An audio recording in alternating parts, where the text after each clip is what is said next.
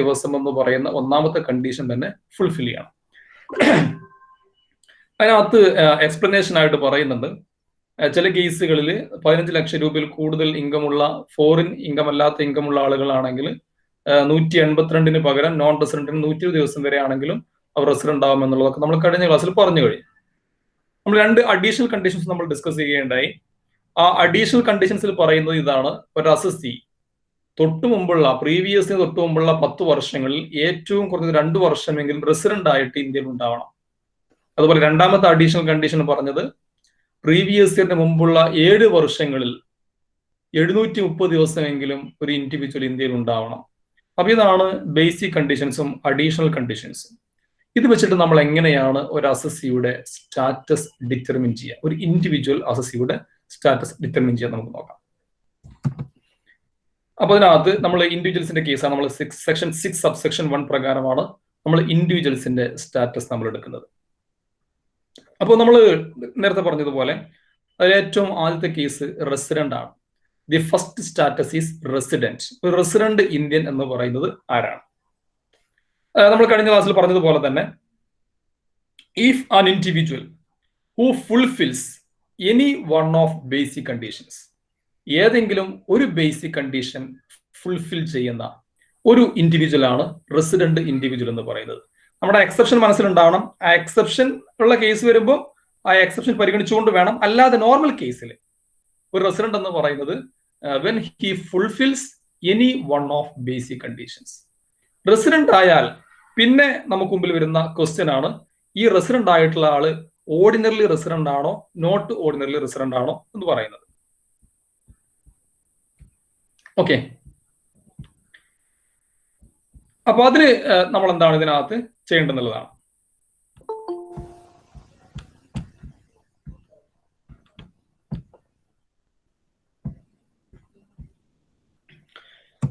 അപ്പൊ അതിൽ ordinary resident എന്ന് പറയുമ്പോൾ ആരാണ്? റെസിഡന്റ് ആണെങ്കിൽ പിന്നെയാണ്, റെസിഡന്റ് ആണെങ്കിൽ മാത്രമേ നമ്മൾ ഈ ഓർഡിനറി ആണ് നോട്ട് ഓർഡിനറി നോക്കേണ്ട കാര്യമുള്ളൂ. റെസിഡന്റ് ആയ ഒരാള് ഓർഡിനറി റെസിഡന്റ് ആവുന്ന സിറ്റുവേഷൻ എന്ന് പറയുന്നത് if an individual who fulfils any one of basic conditions and both the additional conditions. അപ്പോൾ ഏതെങ്കിലും ഒരു ബേസിക് കണ്ടീഷനും 2 അഡീഷണൽ കണ്ടീഷൻ ഒന്നിച്ചും ഫുൾഫിൽ ചെയ്യുന്ന ഒരാളാണെങ്കിൽ അയാൾ എന്താണ്? He is A resident and ordinarily resident in India. Okay, any one of basic condition then he will become resident and also he fulfils both the additional conditions. അപ്പൊ നമ്മൾ ഇന്നലെ പഠിച്ച 4 condition നമ്മുടെ മനസ്സിലുണ്ടാവണം. 2 basic condition, 2 additional condition. അപ്പൊ ഇത് ഉണ്ടെങ്കിൽ മാത്രം നമുക്ക് ഒരു ഇൻഡിവിജ്വൽ ഡീറ്റെയിൽസ് കിട്ടുമ്പോൾ നമുക്ക് അയാൾ റെസിഡന്റ് ആണോ, ഓർഡിനറിലി ആണോ, നോട്ട് ഓർഡിനറിലി ആണോ, നോൺ റെസിഡന്റ് ആണോ എന്ന് പറയാൻ കഴിയുള്ളൂ. അപ്പൊ അതുകൊണ്ട് ഓർഡിനറി റെസിഡന്റ് എന്ന് പറയുമ്പോൾ ഒരു ബേസിക് കണ്ടീഷനും 2 അഡീഷണൽ കണ്ടീഷനും, അതിൽ ഏതെങ്കിലും ഒരു അഡീഷണൽ കണ്ടീഷൻ ഫുൾഫിൽ ചെയ്തിട്ടില്ലെങ്കിൽ അയാൾ എന്തല്ല? ഓർഡിനറിലി അല്ല. അപ്പൊ ഒരു ബേസിക് കണ്ടീഷൻ എങ്കിലും ഉണ്ടാവണം, 2 അഡീഷണൽ കണ്ടീഷനും കൂടെ ഫുൾഫിൽ ചെയ്യുന്ന ഒരാളാകുമ്പോൾ he's an ordinarily resident individual in India. Then next one is not ordinarily resident. സ്വാഭാവികമായിട്ടും എന്തായിരിക്കും? റെസിഡന്റ് എന്ന് പറയുമ്പോൾ he should have to fulfil any one of basic condition. ഒരു ബേസിക് കണ്ടീഷൻ ഇയാൾ ഫുൾഫിൽ ചെയ്യുന്നുണ്ട് അല്ലെ, പക്ഷേ he does not fulfil both the additional conditions. 2 additional condition fulfil, neither additional conditions or either additional conditions not fulfil. അപ്പൊ ഏതെങ്കിലും ഒരു additional കണ്ടീഷനോ 2 additional കണ്ടീഷൻസോ fulfil ചെയ്യാതെ എന്നാൽ ബേസിക് കണ്ടീഷൻ ഫുൾഫിൽ ചെയ്യുകയും ചെയ്യുന്ന ഒരു ഇൻഡിവിജ്വൽ ആണെങ്കിൽ he is said to be a not ordinarily resident individual in India. Okay, ഇനി നോൺ റെസിഡന്റ് ആണ്. സ്വാഭാവികമായും റെസിഡന്റ് എന്ന് പറയുമ്പോൾ എന്തായിരുന്നു? He fulfils any one of basic conditions അല്ലെ, ഏതെങ്കിലും ഒരു ബേസിക് കണ്ടീഷൻ എങ്കിലും ഫുൾഫിൽ ചെയ്യണം. അപ്പൊ ഒരു ബേസിക് കണ്ടീഷനും ഫുൾഫിൽ ചെയ്യുന്നില്ലെങ്കിൽ അയാൾ എന്താണ്? പിന്നെ നോൺ റെസിഡന്റ് ആണ്. He is a non resident, he does not fulfil none of the basic conditions. അപ്പൊ ഇൻഡിവിജ്വൽസിന്റെ കേസ് നമ്മൾ ഇങ്ങനെയാണ് സ്റ്റാറ്റസ് ഡിറ്റർമിൻ ചെയ്യുക. റെസിഡന്റ് ആണെങ്കിൽ ഓർഡിനറിലി ആണോ, നോട്ട് ഓർഡിനറിലി ആണോ, റെസിഡന്റ് അല്ലെങ്കിൽ നോൺ റെസിഡന്റ്. ഓക്കെ, അപ്പൊ ഇതാണ് ഇൻഡിവിജ്വൽസിന്റെ സ്റ്റാറ്റസ് ഡിറ്റർമിനേഷനുമായി ബന്ധപ്പെട്ടുള്ള കേസ്. ഇതിൽ ആർക്കെങ്കിലും ക്ലാരിഫിക്കേഷൻ ആവശ്യമുണ്ടോ? Greeshma, do you have any doubts? No sir, clear ആണ്. ക്ലിയർ ആണ്. ഓക്കെ, ലുബിന, യു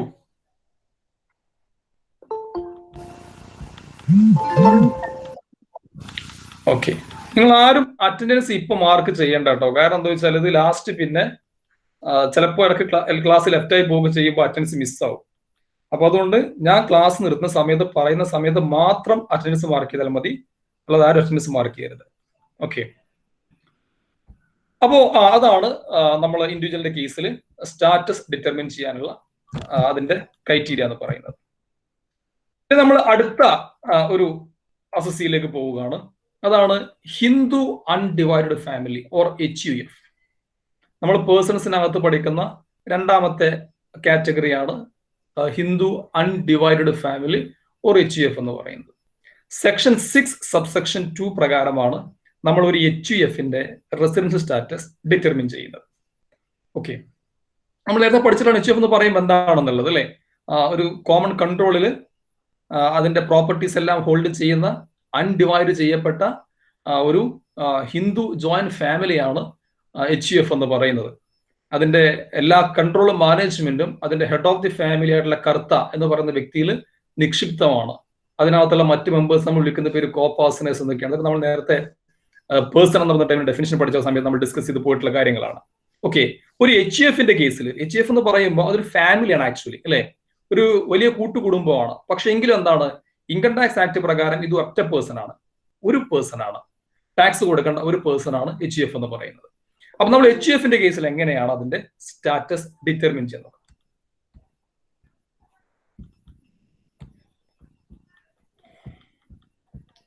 ഓക്കെ, നമ്മൾ ഇൻഡിവിജ്വലിന്റെ കേസിൽ കണ്ട അതേപോലെ തന്നെ HUF-നും HUF ഒന്നിൽ റെസിഡന്റ് ആവാം അല്ലെങ്കിൽ നോൺ റെസിഡന്റ് ആവാം.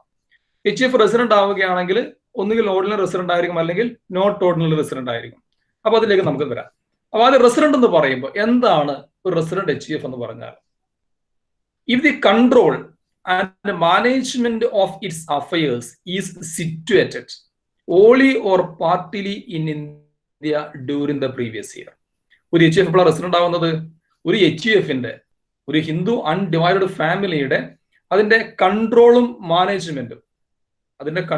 മാനേജ്മെന്റും പൂർണ്ണമായിട്ടോ അതല്ല ഭാഗികമായിട്ടെങ്കിലും ഇന്ത്യയിൽ ഉണ്ടെങ്കിൽ, കറന്റ് പ്രീവിയസ് ഇയർ 2020-21 പ്രീവിയസ് ഇയറിൽ ഈ ഫാമിലിയുടെ HUF-ന്റെ കൺട്രോളും അതിന്റെ മാനേജ്മെന്റും പൂർണ്ണമായിട്ടോ അതല്ലെങ്കിൽ ഭാഗികമായിട്ടെങ്കിലും അത് ഇന്ത്യയിൽ ഉണ്ടെങ്കിൽ അങ്ങനെയുള്ള HUF വിളിക്കുന്ന പേരാണത് റെസിഡന്റ് HUF എന്ന് പറയുന്നത്. ഓക്കെ, ഇനി റെസിഡന്റ് HUF ഏത് സമയത്താണ് ഓർഡിനറി റെസിഡന്റ് ആവുക എന്നുള്ളതാണ്. When HUF will be ordinarily resident. അതാവുന്ന സിറ്റുവേഷൻ പറഞ്ഞതാണ് ഫാമിലി ഈസ് റെസിഡന്റ്. നേരത്തെ പറഞ്ഞതുപോലെ അതിന്റെ കൺട്രോളോ മാനേജ്മെന്റോ പൂർണ്ണമായിട്ടോ ഭാഗികമായിട്ടോ ഇന്ത്യയിലുണ്ട്. അതിന്റെ കൂടെ എന്തുകൂടെ വേണം? The head of the family Kartha should satisfy both the additional conditions. അപ്പോ ഫാമിലി റെസിഡന്റ് ആവണം, ഒപ്പം തന്നെ എന്തുകൂടെ വേണം? കർത്ത എന്ന് പറയുന്ന head of the family individually അയാൾ എന്ത് ചെയ്യണം? 2 അഡീഷണൽ കണ്ടീഷൻസും ഫുൾഫിൽ. നേരത്തെ പറഞ്ഞു ഏതൊക്കെയാണെന്നുള്ളത് അല്ലെ. പ്രീവിയസിന്റെ മുമ്പുള്ള 10 വർഷങ്ങൾക്കിടയിൽ 2 വർഷമെങ്കിലും റെസിഡന്റ് ആയിട്ട് ഇന്ത്യയിൽ ഉണ്ടാവണം. പ്രീവിയസിന്റെ മുമ്പുള്ള 7 വർഷങ്ങൾക്കിടയിൽ 730 ദിവസമെങ്കിലും ഇന്ത്യയിൽ ഉണ്ടാവണം. ഈ 2 കണ്ടീഷനും കർത്ത ഇൻഡിവിജ്വലി ആ വ്യക്തി ഇൻഡിവിജ്വലി സാറ്റിസ്ഫൈ ചെയ്യുകയും ഒപ്പം തന്നെ ഈ ഫാമിലിയുടെ കൺട്രോളോ മാനേജ്മെന്റോ കുറച്ചെങ്കിലും ഇന്ത്യയിൽ ഉണ്ടാവുകയും ചെയ്യുകയാണെങ്കിൽ ആ HUF എന്തായി? HUF ഓർഡിനറിലി റെസിഡന്റ് HUF ആയിട്ട് മാറും. ഓക്കെ, സ്വാഭാവികമായിട്ടും what could be the not only resident? Then HUF is said to be not ordinary resident in India when the family is resident but Karta does not fulfill both the additional conditions. Family resident ആണ്, അതിന്റെ കൺട്രോളോ മാനേജ്മെന്റോ ഇന്ത്യയിലുണ്ട്. പക്ഷേ head of the family കർത്ത എന്ത് ചെയ്യുന്നില്ല?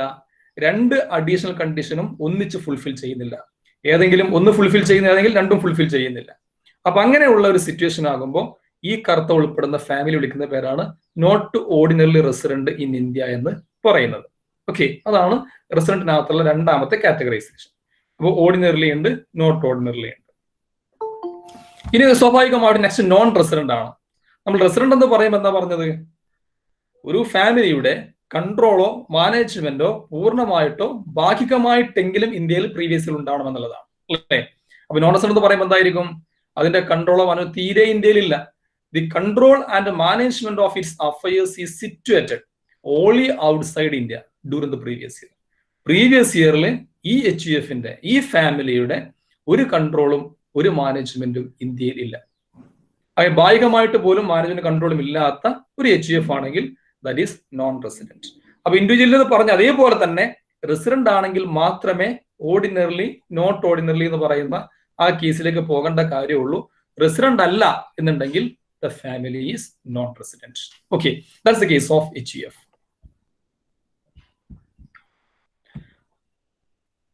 Then next assess ചെയ്ത് പറയുന്നത് person എന്ന് പറയുന്നത് നമ്മൾ ഡിസ്കസ് ചെയ്തിട്ടുള്ള പേഴ്സൺ കമ്പനിയാണ് അല്ലെ. കമ്പനീസിന്റെ കേസ് നമ്മൾ എങ്ങനെയാണ് സ്റ്റാറ്റസ് ഡിറ്റർമിൻ ചെയ്യുക? What about the residential status of companies? Section 6 subsection 3 പ്രകാരമാണ് ഒരു കമ്പനിയുടെ സ്റ്റാറ്റസിനെ കുറിച്ച് പരാമർശിക്കുന്നത്. അപ്പൊ അതിനകത്ത് ഒരു കമ്പനിക്ക് 2 സ്റ്റാറ്റസേ ഉള്ളൂ. കമ്പനി ഒന്നുകിൽ റെസിഡന്റ് ആവും അല്ലെങ്കിൽ നോൺ റെസിഡന്റ് ആവും. നമ്മൾ ഇൻഡിവിജ്വലിന്റെ HUFന്റെയും കേസിൽ പറഞ്ഞതുപോലെ അവിടെ ഓർഡിനറിലി നോട്ട് ഓർഡിനറിലി ഒന്നുമില്ല. Companies may be either resident or non resident. Okay, അപ്പൊ റെസിഡന്റ് ആകുന്ന ഏത് സമയത്താണ്? A company is said to be a resident company in India when it is an Indian company. അതൊരു ഇന്ത്യൻ കമ്പനി ആണെങ്കിൽ, Indian company എന്ന് പറയുമ്പോൾ എന്താ? A company formed and registered as per Indian companies act അല്ലെ. Indian companies act പ്രകാരം form ചെയ്യുന്ന, register ചെയ്യപ്പെടുന്ന ഒരു കമ്പനിയാണ് ഇന്ത്യൻ കമ്പനി. അപ്പോൾ ഒന്നുകിൽ ഒരു കമ്പനി എന്താവണം? ഇന്ത്യൻ കമ്പനി ആവണം. അല്ലെങ്കിലോ it's place of effective management in India during the previous year. ആ കമ്പനിയുടെ ഇന്ത്യൻ കമ്പനി അല്ലെങ്കിലും വേറെ കമ്പനി ആണെങ്കിൽ ആ കമ്പനിയുടെ ഇഫക്റ്റീവ് മാനേജ്മെന്റ് പ്ലേസ് ഇന്ത്യയിലാവണം. അതിന്റെ പ്രിൻസിപ്പൽ ഓഫീസ് ഓഫ് ബിസിനസ് അത് ഇന്ത്യയിലാവണം. അതിന്റെ ബോർഡ് ഓഫ് ഡയറക്ടേഴ്സിന്റെ മെജോറിറ്റി ഇന്ത്യയിലായിരിക്കണം. അതിന്റെ ഇഫക്റ്റീവ് മാനേജ്മെന്റിന്റെ പ്ലേസ് എന്ന് പറയുന്നത് പ്രീവിയസ് ഇയറിൽ ഇന്ത്യയിൽ ഉണ്ടായാൽ ഒരു ഇന്ത്യൻ കമ്പനി അല്ലെങ്കിലും അതെന്താണ്? റെസിഡന്റ് കമ്പനിയാണ്. സോ ഈ resident company is either an Indian company or a companies place of effective management in India during the previous year. നേരത്തെ പറഞ്ഞു നമ്മൾ കമ്പനിക്ക് 2 സ്റ്റാറ്റസേ ഉള്ളൂ. May be either resident or non resident. അപ്പൊ റെസിഡന്റ് എന്ന് പറയുമ്പോൾ ഇതിൽ ഏതെങ്കിലും ഒന്നാണ് അല്ലെ. So what could be the non resident? No doubt, no resident means a company does not satisfy the above conditions. ഒരു ഇന്ത്യൻ കമ്പനി അല്ലാത്ത, ഒരു കമ്പനിയുടെ മാനേജ്മെന്റ്, ഇഫക്റ്റീവ് മാനേജ്മെന്റ് ഇന്ത്യയിലല്ലാത്ത ഒരു കമ്പനിയാണെങ്കിൽ ആ കമ്പനി എന്താണ്? നോൺ റെസിഡന്റ് ആയിട്ടുള്ള കമ്പനിയാണ്. അപ്പൊ ഈ 2 സ്റ്റാറ്റസ് ആണ് ഒരു കമ്പനിക്കുള്ളത്. ഇൻഡിവിജ്വലിന്റെയും HUFന്റെയും പോലെയുള്ള ഓർഡിനറിലി നോട്ട് ഓർഡിനറിലി എന്ന് പറയുന്ന ആ ക്ലാസിഫിക്കേഷൻ കമ്പനീസിന്റെ കേസിനകത്തില്ല. കമ്പനി റെസിഡന്റ് ആവാം അല്ലെങ്കിൽ നോൺ റെസിഡന്റ് ആവാം. ഇതാണ് കമ്പനീസിന്റെ കേസ് എന്ന് പറയുന്നത്. ഞാൻ ഈ പറഞ്ഞ കാര്യങ്ങളൊക്കെ ക്ലിയർ ആണോ? Is it clear?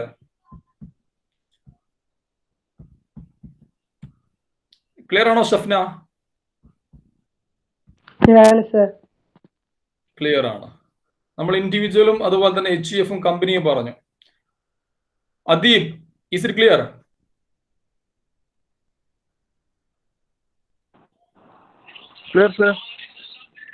Fathima, Rifna, ഞാൻ പറഞ്ഞ ക്ലിയർ ആണോ? ക്ലിയർ ആണ് സർ. ജിൻഷ, അറ്റൻഡൻസ് ഒന്നും ഇപ്പൊ വേണ്ട കേട്ടോ, ഞാൻ പറയാം. ഞാൻ പറഞ്ഞിട്ട് മതി അറ്റൻഡൻസ് കേട്ടോ. അറ്റൻഡൻസ് ആരും മാർക്ക് ചെയ്യണ്ട. You please concentrate on the class. Okay, then companies കഴിഞ്ഞാൽ നെക്സ്റ്റ് വരുന്ന പേഴ്സൺ എന്ന് പറയുന്നത് എവരി അതർ പേഴ്സൺ, ബാക്കി എല്ലാ പേഴ്സൺസും ആണ്. അപ്പൊ നമ്മള് 7 പാർട്ടീസ് ആണ് നമ്മൾ നേരത്തെ പേഴ്സൺസിനകത്ത് കണ്ടത് അല്ലെ. അതിൽ ഇൻഡിവിജ്വലും HUFും കമ്പനിയും നമ്മൾ സ്പെസിഫിക് ആയിട്ട് സെക്ഷൻ 6 സബ്സെക്ഷൻ 1, 6 സബ്സെക്ഷൻ 2, 6 സബ്സെക്ഷൻ 3 ഈ 3 സബ്സെക്ഷനുകളിൽ നമ്മൾ ഫസ്റ്റ് 3 പേഴ്സൺസിനെ കുറിച്ചും പറഞ്ഞു. ഇനി ബാക്കി 4 ടൈപ്പ് പേഴ്സൺസ് കൂടെ ഉണ്ട് നമ്മുടെ ഡെഫിനിഷൻ പ്രകാരം. ആരൊക്കെയാണ്? ഫേം ഉണ്ട് അല്ലെ, ഫേം. അതുപോലെ തന്നെ AOP or BOI, association of persons or body of individuals. Then local authorities and finally every other artificial juridical persons. ഈ 4 പേഴ്സൺസിനും കോമൺ ആയിട്ടുള്ള റൂൾ ആണുള്ളത്. ഓക്കെ, സെക്ഷൻ 6 സബ്സെക്ഷൻ 4 പ്രകാരം പറയുന്നത് ഇവർക്കും കമ്പനിയുടെ കേസ് പറഞ്ഞത് 2 സ്റ്റാറ്റസേ ഉള്ളൂ, റെസിഡന്റ് അല്ലെങ്കിൽ നോൺ റെസിഡന്റ്. ഇവിടെയും ഓർഡിനറിലിയും നോട്ട് ഓർഡിനറിലിയും ഈ ബാക്കിയുള്ള പേഴ്സൺസിന് ബാധകമല്ല. ഓക്കെ, അപ്പൊ റെസിഡന്റ് എന്ന് പറയുന്നത് നമ്മൾ HUF കേസിൽ കണ്ട അതേ മീനിങ് ആണ് റെസിഡന്റിന് ഈ പറഞ്ഞ 4 ടൈപ്പ് പേഴ്സൺസിന്റെ കേസിലുള്ളത്. എന്തൊക്കെയാണ്? ഈ the control and management of its affairs is situated only or partly in India during the previous year. അല്ലേ? ആ പേഴ്സൺസിന്റെ, അത് ഫേം ആവട്ടെ, ലോക്കൽ അതോറിറ്റി ആവട്ടെ, അതല്ലെങ്കിൽ AOPBO ഏതാവട്ടെ, അപ്പൊ അങ്ങനെയുള്ള ഏത് പേഴ്സന്റെ കേസിലാണെങ്കിലും അതിന്റെ കൺട്രോളോ മാനേജ്മെന്റോ പൂർണ്ണമായിട്ടോ ഭാഗികമായിട്ടോ പ്രീവിയസ് ഇയറിൽ ഇന്ത്യയിൽ ഉണ്ടെങ്കിൽ അങ്ങനെയുള്ള ആ പേഴ്സൺ എന്താണ്? റെസിഡന്റ് ആയിട്ടുള്ള പേഴ്സൺ ആണ്. ദെൻ നോൺ റെസിഡന്റ് എന്ന് പറയുമ്പോൾ നമ്മൾ HUF കേസ് കണ്ട അതേപോലെ തന്നെ അല്ലെ. റെസിഡന്റ് എന്ന് പറയണമെങ്കിൽ കുറച്ചെങ്കിലും കൺട്രോൾ ഇന്ത്യയിൽ ഉണ്ടാവണം അല്ലെ. എന്നാൽ നോൺ റെസിഡന്റ് എന്ന് പറയുമ്പോൾ എന്താ? ഈ പേഴ്സൺ ഒരു ഫേമിന്റെ കേസിലാണെങ്കിൽ ആ ഫേമിന്റെ ഒരു കൺട്രോൾ മാനേജ്മെന്റും ഇന്ത്യയിലില്ല, പൂർണ്ണമായിട്ടും അതിന്റെ കൺട്രോൾ മാനേജ്മെന്റ് ഉള്ളത് ഇന്ത്യക്ക് പുറത്താണ്. അപ്പൊ അങ്ങനെയുള്ള പേഴ്സൺസിനെയാണ് നമ്മൾ നോൺ റെസിഡന്റ് എന്ന് പറയാം. അപ്പൊ കമ്പനിയുടെയും ഈ അതർ പേഴ്സൺസിന്റെയും കേസിൽ റെസിഡന്റും നോൺ റെസിഡന്റും മാത്രമേ സ്റ്റാറ്റസ് ഉള്ളൂ. ഓർഡിനറി നോട്ട് ഓർഡിനറി എന്ന് പറയുന്ന ക്ലാസിഫിക്കേഷൻ ഇതിനകത്ത് വരുന്നില്ല. അപ്പൊ ഇങ്ങനെയാണ് നമ്മൾ പേഴ്സൺസിന്റെ, നമ്മൾ പറഞ്ഞ ആ 7 ടൈപ്പ് പേഴ്സൺസിന്റെയും സ്റ്റാറ്റസ് നമ്മൾ ഡിറ്റർമിൻ ചെയ്തത്. നമുക്ക് 1-2 എക്സാമ്പിൾസുമായി ബന്ധപ്പെട്ട് ഡിസ്കസ് ചെയ്യാം. നമ്മൾ എങ്ങനെയാണ് സ്റ്റാറ്റസ് തീരുമാനിക്കുക എന്ന് പറയുന്നത്. അപ്പോൾ ഓർത്തിരിക്കുക, നമ്മൾ 2 ബേസിക് കണ്ടീഷനും 2 അഡീഷണൽ കണ്ടീഷൻസും അതിന്റെ ആ എക്സെപ്ഷനും നമ്മൾ കൃത്യമായിട്ട് മനസ്സിലാക്കിയെങ്കിൽ മാത്രമേ നമുക്കൊരു എക്സാമ്പിൾ കിട്ടുമ്പോൾ ആ എക്സാമ്പിളിനകത്ത് പറയുന്നത് ഇൻഡിവിജ്വൽ ആവട്ടെ മറ്റു പേഴ്സൺസ് ആവട്ടെ റെസിഡന്റ് ആണോ ഓർഡിനറിലി ആണോ നോട്ട് ഓർഡിനറിലി ആണോ എന്നൊക്കെ പറയാൻ കഴിയുള്ളൂ. അപ്പോൾ അതെല്ലാവരും ബൈ ഹാർട്ട് ആക്കി തന്നെ അത് പഠിച്ചു വെക്കുക. ഓക്കെ, നമുക്കൊരു എക്സാമ്പിൾ നോക്കാം. അപ്പൊ അതിനകത്ത് കാണുന്ന ഒന്നാമത്തെ എക്സാമ്പിൾ,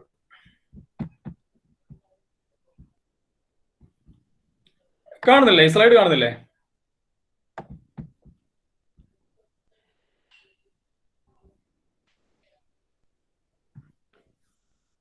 കാണുന്നില്ല അജ്മൽ? കാണുന്നുണ്ട് സർ. ഓക്കെ, ക്വസ്റ്റ്യൻ നോക്കാം. Mister Nixon, an American citizen, was appointed in India on 1st April 2010. Like question പറയുന്നത് പോലെ 2010 ഏപ്രിൽ 1-ാം തീയതി നിക്സൺ എന്ന പേരുള്ള ഒരു അമേരിക്കൻ പൗരൻ അയാളെ ഇന്ത്യയിൽ ഒരു ജോലിയിൽ അയാളെ അപ്പോയിന്റ് ചെയ്യാണ്. 2010 ഏപ്രിൽ 1-നാണ് അപ്പോയിന്റ് ചെയ്യുന്നത്. On 31st January 2018 he went to Uganda on deputation for a period of 3 years. 2018 ജനുവരി 31-ാം തീയതി ഇയാള് ഡെപ്യൂട്ടേഷനിൽ താൽക്കാലികമായിട്ട് 3 വർഷത്തേക്കുള്ള താൽക്കാലികമായ ഒരു പോസ്റ്റിംഗ് ഇദ്ദേഹത്തിന് അവിടെ കിട്ടുകയാണ്, ഉഗാണ്ടയിൽ കിട്ടുകയാണ്. അപ്പൊ താൽക്കാലികമായിട്ട് 3 വർഷത്തേക്ക് ഇയാൾ ആ ഡെപ്യൂട്ടേഷനിൽ ആ പോസ്റ്റിലേക്ക് ഉഗാണ്ടയിലേക്ക് 2018 ജനുവരി 31-ാം തീയതി ഇയാൾ പോവുകയാണ് ചെയ്യുന്നത്. But he left his family and children in India. പക്ഷെ അയാൾ എന്ത് ചെയ്യാണ്? അയാള് ആ ദിവസം പോകുന്ന സമയത്ത് അദ്ദേഹത്തിന്റെ കുടുംബത്തെ അദ്ദേഹത്തിന്റെ കൂടെ കൊണ്ടുപോകുന്നില്ല. അദ്ദേഹത്തിന്റെ കുടുംബത്തെ ഇന്ത്യയിൽ നിർത്തിയിട്ടാണ് അയാൾ ഉഗാണ്ടയിലേക്ക് ഈ നിക്സൺ എന്ന് പറയുന്ന ആൾ പോകുന്നത്. On 1st May 2019 he came to India and took his family with him to Uganda on 30th June 2019. പിന്നീട് അദ്ദേഹം 2019 മെയ് 1-ാം തീയതി അല്ലെ, ഏറെക്കുറെ ഒരു 1.5 വർഷത്തിനിടക്ക് ഇദ്ദേഹം എന്ത് ചെയ്യാണ്? ഇന്ത്യയിലേക്ക് തിരിച്ചു വരുന്നു. തിരിച്ചു വന്നിട്ട് ഇയാള് ഇദ്ദേഹത്തിന്റെ ഫാമിലിയെ അദ്ദേഹത്തിന്റെ കൂടെ കൂട്ടിയിട്ട് ഉഗാണ്ടയിലേക്ക് തിരിച്ച് 2019 ജൂൺ 30-ന് മടങ്ങുകയും ചെയ്യുന്നു. He returned to India and joined his original job on 2nd February 2019. അതിനുശേഷം പിന്നെ ഇദ്ദേഹത്തെ 3 വർഷത്തെ ഡെപ്യൂട്ടേഷൻ കഴിഞ്ഞ ശേഷം ഇദ്ദേഹം തിരിച്ച് 2021 ഫെബ്രുവരി 2-ാം തീയതി അദ്ദേഹത്തിന്റെ യഥാർത്ഥ അതായത് ഒറിജിനൽ ജോബിൽ തന്നെ ഇന്ത്യയിൽ വന്നിട്ട് ജോയിൻ ചെയ്യാണ് ചെയ്യുന്നത്. അങ്ങനെയാണെങ്കിൽ what would be his residential status for assessment year 2021-22? ഇദ്ദേഹത്തിന്റെ മിസ്റ്റർ നിക്സൺ എന്ന് പറയുന്ന ഈ അമേരിക്കൻ പൗരന്റെ ഇന്ത്യയിലെ കറന്റ് അസസ്മെന്റ് ഇയറിലെ റെസിഡൻഷ്യൽ സ്റ്റാറ്റസ് എന്തായിരിക്കും? ഇതാണ് നമ്മുടെ എക്സാമ്പിൾ അല്ലേ. അപ്പൊ നമുക്ക് ഇതിനകത്തുള്ള കുറെ റിലവന്റ് ഡേറ്റ് കുറെ പറയുന്നുണ്ട്. ഇയാൾ ഇന്ത്യയിലേക്ക് വരുന്നത് 2010 ഏപ്രിൽ 1-നാണ്. 2018 ജനുവരി 30-ന് അദ്ദേഹം തിരിച്ച് ഉഗാണ്ടയിലേക്ക് വേറെ ഡെപ്യൂട്ടേഷന് വേണ്ടി പോകുന്നു. വീണ്ടും അയാൾ ഇന്ത്യയിലേക്കുള്ള ഫാമിലിയെ കൂട്ടാൻ വേണ്ടി 2019 മെയ് 1 വരുന്നു. തിരിച്ച് ഫാമിലിയുമായി അദ്ദേഹം 2019 ജൂൺ 30 തിരിച്ച് ഉഗാണ്ടയിലേക്ക് പോകുന്നു. 2021 ഫെബ്രുവരി 2 അദ്ദേഹത്തിന്റെ ഇന്ത്യയിലെ ജോലിയിൽ തിരിച്ചു വന്നിട്ട് ജോയിൻ ചെയ്യുന്നു. അങ്ങനെയാണെങ്കിൽ 2022 വർഷം ഇതിന്റെ സ്റ്റാറ്റസ് എന്താണ്? നമ്മൾ ഇങ്ങനെ ഒരു ക്വസ്റ്റ്യൻ നമ്മൾ കാണുമ്പോൾ നമ്മൾ അതിന്റെ ഡേറ്റ് ഒക്കെ നോക്കിയിട്ട് നമ്മൾ ആ കൂടെ കൺഫ്യൂഷൻ ആകേണ്ട യാതൊരു കാര്യമില്ല. നമ്മൾ ചോദിക്കുന്ന ക്വസ്റ്റ്യൻ ലാസ്റ്റ് പാർട്ടിലെ ഒരു സെന്റൻസ് ആണ് അല്ലെ? ആ സെന്റൻസ് എന്താണ്?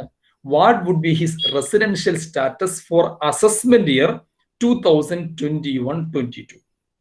അപ്പൊ 2021-22 അസസ്മെന്റ് ഇയർ എന്ന് പറയുമ്പോൾ നമ്മൾ സ്റ്റാറ്റസ് നോക്കുന്നത് 2020-21 പ്രീവിയസ് ഇയറിൽ ഇയാൾ എത്ര ദിവസം ഇന്ത്യയിൽ ഉണ്ട് എന്നുള്ളതാണ് അല്ലെ? അപ്പൊ 2020-21 പറയുമ്പോൾ നമുക്കറിയാം അത് സ്റ്റാർട്ട് ചെയ്യുന്ന 2020 ഏപ്രിൽ 1 2021 മാർച്ചിനാണ് അത് അവസാനിക്കുകയും ചെയ്യുക അല്ലെ?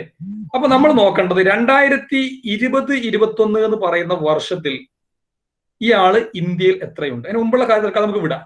അതിന് മുമ്പുള്ള ഇയാൾ ജോയിൻ ചെയ്തതും ഇയാളെ ഫാമിലിയെ കൂട്ടിപ്പോയതൊക്കെ നമുക്ക് വിടാം. നമ്മൾ നോക്കേണ്ട ഇതാണ് 2020 ഏപ്രിൽ 1 മുതൽ 2021 മാർച്ച് 31 വരെയുള്ള സമയത്തിനിടക്ക് ഇയാൾ എത്ര നാളാണ് ഇന്ത്യയിൽ ഉണ്ടായത്, നമ്മൾ അതിലേക്ക് ഫോക്കസ് ചെയ്യാം. അപ്പൊ നമുക്ക് കാണാൻ പറ്റുന്നത് ഇയാൾ അവസാനം ഉഗാണ്ടയിലേക്ക് തിരിച്ചു പോയത് 2019 ജൂൺ 30 അല്ലെ? പിന്നെ അദ്ദേഹം ആ സമയത്ത് ഉഗാണ്ടയിലാണ് പിന്നെ ഉള്ളത്. പിന്നെ തിരിച്ചു വരുന്നത് എന്നാണ് 2021 ഫെബ്രുവരി 2 വരുന്നത് എന്ന് പറയുമ്പോൾ 2020-21 വർഷം ഇയാൾ ആകെ ഇന്ത്യയിലുള്ളത് 2021 ഫെബ്രുവരി 2 മുതൽ 2021 മാർച്ച് 31 വരെ മാത്രമാണ് ഇന്ത്യയിലുള്ളത്. അറിയാലോ? അല്ലാതെ അയാൾ ഈ വർഷം 2020-21 വർഷം ഇയാൾ ഇന്ത്യയിൽ എവിടെയും ഇല്ല. അപ്പൊ നമ്മൾ ഇയാളുടെ സ്റ്റാറ്റസ് നോക്കുമ്പോൾ നമ്മൾ നോക്കേണ്ടത് how many days he stayed in India in current previous year 2020-21. That is very clear from the example that from 2nd February 2021 to 31st March 2021. 2021 ഫെബ്രുവരി 2 മുതൽ 2021 ആ വർഷം അവസാനിക്കുന്ന മാർച്ച് 31 വരെയുള്ള സമയം അല്ലെ? എത്ര ദിവസങ്ങൾ ഉണ്ടാവും? നമുക്ക് റഫായിട്ട് കമ്പ്യൂട്ട് ചെയ്യാൻ പറ്റും അല്ലെ? ഫെബ്രുവരി 2 എന്ന് പറയുമ്പോൾ 2 മുതൽ 28 വരെ 27 ദിവസങ്ങൾ ഫെബ്രുവരി മാസത്തിൽ ഉണ്ടാവും. മാർച്ചിൽ 31 ദിവസവും ഉണ്ടാവും. അപ്പൊ 27 + 31 ഇദ്ദേഹം ആകെ ഇന്ത്യയിലുള്ളത് 58 ദിവസമാണ്. 2020-21 പ്രീവിയസ് ഇയറിൽ 58 ദിവസം മാത്രമേ മിസ്റ്റർ നിക്സൺ ഇന്ത്യയിൽ താമസിക്കുന്നുള്ളൂ. നമ്മൾ നേരത്തെ പഠിച്ചു അയാൾ റെസിഡന്റ് ആവണമെങ്കിൽ അയാൾക്ക് 2 ബേസിക് കണ്ടീഷൻ ഫുൾഫിൽ ചെയ്യണം അല്ലെ? ഏതെങ്കിലും ഒരു ബേസിക് കണ്ടീഷൻ രണ്ടെണ്ണം പറയുന്നുണ്ട്, അതിൽ ഏതെങ്കിലും ഒന്ന് ഫുൾഫിൽ ചെയ്യണം. അതിൽ ഒന്നാമത്തെ എന്തായിരുന്നു? 182 ദിവസം ഇന്ത്യയിൽ ഉണ്ടാവുക. ഇയാള് ഇന്ത്യയിൽ ഇല്ല അല്ലെ? രണ്ടാമത്തെ ബേസിക് കണ്ടീഷൻ എന്താണ്? പ്രീവിയസ് ഇയറിൽ 60 ദിവസമെങ്കിലും ഉണ്ടാവണം. അതിന് മുമ്പുള്ള 4 വർഷങ്ങളിൽ 365 ദിവസവും ഇന്ത്യയിൽ ഉണ്ടാവണം. എന്നാൽ ഇവിടെ ഇയാൾ ആകെ 58 ദിവസമേ ഉള്ളൂ. 60 ദിവസം തികച്ച് ഇയാൾ നിൽക്കുന്നില്ല. അപ്പൊ ഇയാൾ എന്ത് ചെയ്യുന്നില്ല? 2 ബേസിക് കണ്ടീഷനും 182 എന്ന് പറയുന്നതും 60 എന്ന് പറയുന്നതും രണ്ടും ഇദ്ദേഹം ഫുൾഫിൽ ചെയ്യുന്നില്ല. അപ്പൊ ഒരു ബേസിക് കണ്ടീഷനും ഫുൾഫിൽ ചെയ്തിട്ടില്ലെങ്കിൽ നമ്മൾ സ്റ്റാറ്റസ് നേരത്തെ പറഞ്ഞു കഴിഞ്ഞു. എന്താണ്? He is not resident. He is a non resident in India. Then in our example mister Nixon is non resident Indian in assessment year 2021-22. Okay, അപ്പൊ ഇങ്ങനെയാണ് നമ്മൾ സ്റ്റാറ്റസ് ഡിറ്റർമിൻ ചെയ്യുന്നത്. ഒരു സിമ്പിൾ ആയിട്ട് ഒരു എക്സാമ്പിൾ ആണ് നമ്മൾ ഇതിനകത്ത് പറഞ്ഞത്. പിന്നെ നമ്മൾ ഈ റെസിഡന്റ് ആയി എന്ന് കിട്ടണം നമ്മൾ ബാക്കി ഡേറ്റ് ഒക്കെ നോക്കേണ്ടി വരും. മുമ്പുള്ള ഡേറ്റ് ഒക്കെ നമ്മൾ നോക്കേണ്ടി വരും, അഡീഷണൽ കണ്ടീഷൻ ഫുൾഫിൽ ചെയ്ത് നോക്കാൻ വേണ്ടിയിട്ട്. അപ്പൊ നമ്മൾ ആയി നോക്കേണ്ടത് ബേസിക് കണ്ടീഷൻ ഉണ്ടോ നോക്കുക. അതുണ്ടെങ്കിൽ മാത്രം നമ്മൾ അടുത്ത ഫർദർ സ്റ്റെപ്പിലേക്ക് പോയാൽ മതി. ഇല്ലെങ്കിൽ നോൺ റെസിഡന്റ് തന്നെ നമുക്ക് കൺക്ലൂഡ് ചെയ്യാൻ പറ്റും. ഓക്കെ, രണ്ടാമത്തെ ഒരു എക്സാമ്പിൾ നോക്കാം. Second example.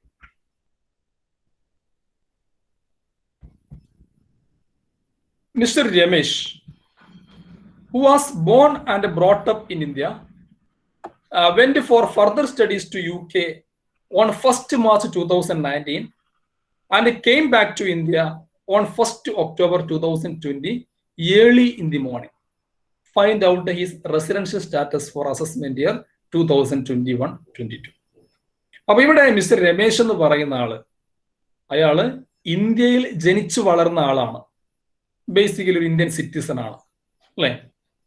He went for further studies to UK on 1st March 2019. 2019 March 1 ഇയാള് ഹയർ സ്റ്റഡീസിന് വേണ്ടി UK പോവുകയാണ്. എന്നിട്ട് തിരിച്ച് 2020 ഒക്ടോബർ 1-ാം തീയതി ഏർലി ഇൻ ദി മോർണിംഗ്, അതിരാവിലെ അദ്ദേഹം ഇന്ത്യയിൽ തിരിച്ചെത്തുകയും ചെയ്യുന്നുണ്ട്. അങ്ങനെയാണെങ്കിൽ എന്താണ് മിസ്റ്റർ രമേശിന്റെ റെസിഡൻഷ്യൽ സ്റ്റാറ്റസ് എന്ന് പറയുന്നത്? അപ്പൊ നമ്മൾ നേരത്തെ പറഞ്ഞ അതേപോലെ നമ്മൾ ഇവിടെ നോക്കുക. 2020-21 പ്രീവിയസ് ഇയറിൽ എത്ര ദിവസമാണ് മിസ്റ്റർ രമേശ് ഇന്ത്യയിൽ ഉണ്ടായിരുന്നത്? അല്ലെ, ഇയാൾ 2019 മാർച്ച് 1-ന് ഇന്ത്യക്ക് പുറത്ത് പോയിട്ട് പിന്നെ തിരിച്ചു വരുന്നത് എന്നാണ്? 2020 ഒക്ടോബർ 1-നാണ്. അല്ലെ, അപ്പൊ 2020-21 വർഷം ഇയാൾ ഇന്ത്യയിലുള്ളത് 2020 ഒക്ടോബർ 1 മുതലാണ്.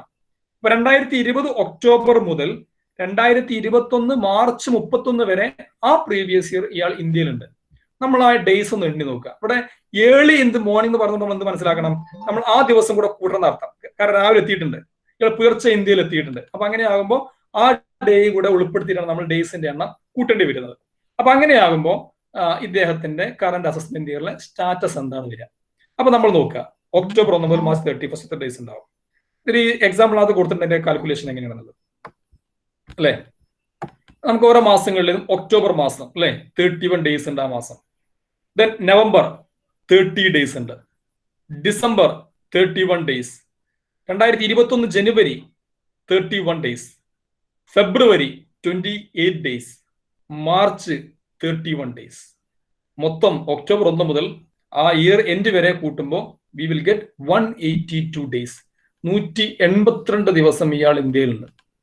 അല്ലെ, അപ്പൊ 182 ദിവസം ഇന്ത്യയിൽ ഉണ്ടെങ്കിൽ അയാൾ എന്തായി? ഒന്നാമത്തെ ബേസിക് കണ്ടീഷൻ ഫുൾഫിൽ ചെയ്തു. അല്ലെ, ഫസ്റ്റ് ബേസിക് കണ്ടീഷൻ എന്താണ്? He should be in India for at least 182 days.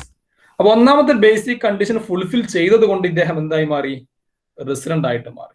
അല്ലെ, റെസിഡന്റ് ആയാൽ പിന്നെ നമ്മൾ നോക്കുന്നത് ഓർഡിനറിലി ആണോ നോട്ട് ഓർഡിനറിലി ആണോ? അതിന്റെ ക്രൈറ്റീരിയ എന്തായിരുന്നു? അഡീഷണൽ കണ്ടീഷൻസ് ആണ്. എന്താണ് പറഞ്ഞത്? 2020-21 വർഷത്തിന് മുമ്പുള്ള 10 വർഷങ്ങളിൽ 2 വർഷമെങ്കിലും റെസിഡന്റ് ആയിട്ട് ഇന്ത്യയിൽ ഉണ്ടാവണം. അല്ലെ, എന്ന് പറയുമ്പോൾ 2010-11 വർഷം മുതൽ 2019-20 വർഷം വരെയുള്ള സമയത്ത് 2 കൊല്ലമെങ്കിലും റെസിഡന്റ് ആയിട്ട് ഇന്ത്യയിൽ ഉണ്ടാവണം. മറ്റൊന്ന് പറയുന്നത് പ്രീവിയസ് ഇയർ തൊട്ടുമുള്ള 7 വർഷങ്ങൾക്കിടയിൽ ആകെ മൊത്തം 730 ദിവസമെങ്കിലും ഇയാൾ ഇന്ത്യയിൽ ഉണ്ടാവണം. ഓക്കെ, നമുക്ക് വളരെ വ്യക്തമാണെന്ന് പറയാൻ പറ്റും. 2019 മാർച്ചിലാണ് ആദ്യമായിട്ട് ഇയാൾ ഇന്ത്യക്ക് പുറത്തേക്ക് പോകുന്നത്. അല്ലെ, 2019 മാർച്ച് 1-നാണ് ഇയാൾ UK പോകുന്നത്. അതുവരെ ഇയാൾ പൂർണ്ണമായിട്ടും ഇന്ത്യയിലുണ്ട്. അത് നമുക്ക് എന്താ അസ്യൂം ചെയ്യാം? ക്വസ്റ്റ്യനിൽ പറയുന്നുണ്ട് ഇയാൾ ഇവിടെ ജനിച്ചു വളർന്ന ആളാണെന്ന് പറയുന്നുണ്ട്. തീർച്ചയായിട്ടും എന്തുണ്ടാകും? ഇയാള് 730 ദിവസം ഇന്ത്യയിൽ ഉണ്ടാവും. അതുപോലെ 2 വർഷം തീർച്ചയായിട്ടും ഇയാൾ റെസിഡന്റ് ആയിട്ട് ഇന്ത്യയിൽ ഉണ്ടായിരിക്കും. അപ്പൊ അതുകൊണ്ട് ഇദ്ദേഹം 2 അഡീഷണൽ കണ്ടീഷൻസും അതും ഫുൾഫിൽ ചെയ്യുന്നുണ്ട്. അപ്പോൾ mister Ramesh satisfies the first basic condition and both the additional conditions. Hence we can say mister Ramesh is A resident and ordinarily resident in India. അതേപോലെ റെസിഡന്റ് ആണ്, ഒപ്പം എന്താണ്? ഒരു ഓർഡിനറിലി റെസിഡന്റ് ആയിട്ടുള്ള ഇന്ത്യക്കാരനാണ്. ഒരു ചെറിയ എക്സാമ്പിൾ നമ്മൾ അവസാനിപ്പിക്കാം. ഒരു മൂന്നാമത്തെ ചെറിയ example. Mr. John, a foreign player, comes to India since 2007-8 every year to play cricket and stays here for 120 days. Mister John എന്ന് പറയുന്ന ഒരു വിദേശ ക്രിക്കറ്റ് പ്ലെയർ, അയാൾ എല്ലാ വർഷവും ഇന്ത്യയിലേക്ക് ക്രിക്കറ്റ് കളിക്കുന്നതിന് വേണ്ടി വരുന്നുണ്ട്. 2007-8 മുതൽ മുടങ്ങാതെ ഇദ്ദേഹം എല്ലാ വർഷവും ഇന്ത്യയിൽ വരുന്നുണ്ട് ക്രിക്കറ്റ് കളിക്ക് വേണ്ടിയിട്ട്. അങ്ങനെ ഇവിടെ 120 ഡേയ്സ് എങ്കിലും അയാൾ ഇവിടെ സ്റ്റേ ചെയ്യുന്നുണ്ട്. എല്ലാ വർഷവും 120 ദിവസത്തേക്ക് ഇയാൾ, അല്ലെങ്കിൽ ഇവിടെ അദ്ദേഹം ഒരു 4 മാസത്തെ സ്റ്റേ അദ്ദേഹത്തിന് ഇവിടെ ഇന്ത്യയിലുണ്ട്. അങ്ങനെയാണെങ്കിൽ ഈ മിസ്റ്റർ ജോണിന്റെ റെസിഡൻഷ്യൽ സ്റ്റാറ്റസ് എന്തായിരിക്കും? വളരെ വ്യക്തമാണ്. ഇതിനകത്ത് പറയുന്നത് 2007-8 മുതൽ എന്ന് പറയുന്നുണ്ട്. അല്ലെ, അപ്പോൾ ഇയാൾ ഈ വർഷവും ഇന്ത്യയിൽ എന്തുണ്ട്? 120 ദിവസം ഉണ്ട്. നമ്മൾ ആദ്യം ബേസിക് കണ്ടീഷൻ നോക്കുക. ഒന്നാമത്തെ ബേസിക് കണ്ടീഷൻ 182 ദിവസം ഇയാള് ഇന്ത്യയിലില്ല. അല്ലെ, രണ്ടാമത്തെ ബേസിക് കണ്ടീഷൻ നോക്കുക. പ്രീവിയസ് ഇയറിൽ 60 ദിവസം ഉണ്ടല്ലോ. ഇയാൾ 120 ദിവസം ഇന്ത്യയിലുണ്ട്. അല്ലെ, പ്രീവിയസ് 60 ദിവസം ഉണ്ട്. പ്രീവിയസിന് മുമ്പുള്ള 4 വർഷങ്ങളിൽ 365 ദിവസം. അപ്പൊ ഇയാൾ എല്ലാ വർഷവും 120 ഡേയ്സ് ഇന്ത്യയിൽ ഉണ്ടാകുമ്പോൾ 4 വർഷം എന്ന് പറയുമ്പോൾ 480 ദിവസം ഉണ്ടാവും. 120 into 4 അല്ലെ, 480 ദിവസം ഇയാൾ ഇന്ത്യയിൽ ഉണ്ടാവും. 365 ഡേയ്സ് മതി. അപ്പോൾ അയാൾ അതും ഫുൾഫിൽ ചെയ്യുന്നുണ്ട്. അപ്പോൾ ഒന്നാമത്തെ ബേസിക് കണ്ടീഷൻ ഫുൾഫിൽ ചെയ്യുന്നില്ലെങ്കിലും മിസ്റ്റർ ജോൺ രണ്ടാമത്തെ ബേസിക് കണ്ടീഷൻ ഫുൾഫിൽ ചെയ്യുന്നു. അതുകൊണ്ട് മിസ്റ്റർ ജോൺ എന്തായി? ഒരു റെസിഡന്റ് ആയി. ഹീസ് എ റെസിഡന്റ് ഇന്ത്യൻ അല്ലെ. ശേഷം നമ്മൾ നോക്കുന്ന ഇയാള് ഓർഡിനറി റെസിഡന്റ് ആണോ നോട്ട് ഓർഡിനറി റെസിഡന്റ് ആണോ എന്നുള്ളതാണ്. നമ്മൾ അഡീഷണൽ കണ്ടീഷനിലേക്ക് പോവുകയാണ്. ഒന്നാമത്തെ അഡീഷണൽ കണ്ടീഷൻ എന്തായിരുന്നു? പ്രീവിയസ് ഇയറിന്റെ മുമ്പുള്ള 10 വർഷങ്ങളിൽ 2 വർഷമെങ്കിലും റെസിഡന്റ് ആവണം. ഇദ്ദേഹം സ്വാഭാവികമായിട്ടും ഉണ്ടാവും അല്ലെ. കാരണം 120 ഡേയ്സ് ഒരു വർഷം ഇയാൾ ഇന്ത്യയിൽ ഉണ്ടെങ്കിൽ അയാൾ എന്താണ്? അയാൾ രണ്ടാമത്തെ ബേസിക് കണ്ടീഷൻ ഫുൾഫിൽ ചെയ്ത് റെസിഡന്റ് ആയിട്ട് ഇന്ത്യയിൽ ഉണ്ടാവും. അപ്പൊ 2007-8 മുതൽ എന്ന് പറയുമ്പോൾ 13 വർഷമായിട്ട് ഇയാൾ ഇന്ത്യയിൽ എല്ലാ വർഷവും വരുന്ന ആളാണ്. അപ്പൊ തീർച്ചയായിട്ടും ഇയാൾ എന്തുണ്ടാവും? 2 വർഷം ഇയാൾ എന്താണെങ്കിലും ഇന്ത്യയിൽ റെസിഡന്റ് ആയിട്ട് ഉണ്ടായിരുന്നിരിക്കും. പിന്നെ 7 വർഷങ്ങളിൽ 730 ദിവസമാണ് അല്ലെ. 7 into 120 ഡേയ്സ് എന്ന് പറയുമ്പോൾ 840 ദിവസം വരും. That is more than that of 730 days. അപ്പൊ ഇയാൾ എന്ത് ചെയ്യുന്നുണ്ട്? ആ രണ്ടാമത്തെ അഡീഷണൽ കണ്ടീഷനും ഫുൾഫിൽ ചെയ്യുന്നുണ്ട്. അപ്പോൾ രണ്ടാമത്തെ ബേസിക് കണ്ടീഷനും 2 അഡീഷണൽ കണ്ടീഷൻസും ഇവിടെ മിസ്റ്റർ ജോൺ എന്ന ഫോറിൻ ക്രിക്കറ്റ് പ്ലെയർ ഫുൾഫിൽ ചെയ്യുന്നു. അതുകൊണ്ട് നമുക്ക് പറയാൻ പറ്റും mister John is A resident and ordinary resident in India. Okay, അപ്പൊ ഈ രീതിയിലാണ് നമ്മൾ ഒരു അസസിയുടെ റെസിഡന്റ് സ്റ്റാറ്റസ് നമ്മൾ ഡിറ്റർമിൻ ചെയ്യുന്നത്. അതിന്റെ ഇന്ത്യയുമായി ബന്ധപ്പെട്ടുള്ള കേസാണ് ഇപ്പൊ നമ്മൾ പറഞ്ഞത്. ഓക്കെ, ഞാൻ ഈ പറഞ്ഞ കാര്യങ്ങളിൽ എന്തെങ്കിലും ക്ലാരിഫിക്കേഷൻ ആർക്കെങ്കിലും ആവശ്യമുണ്ടെങ്കിൽ ചോദിക്കാം, ക്ലിയർ ചെയ്യാം.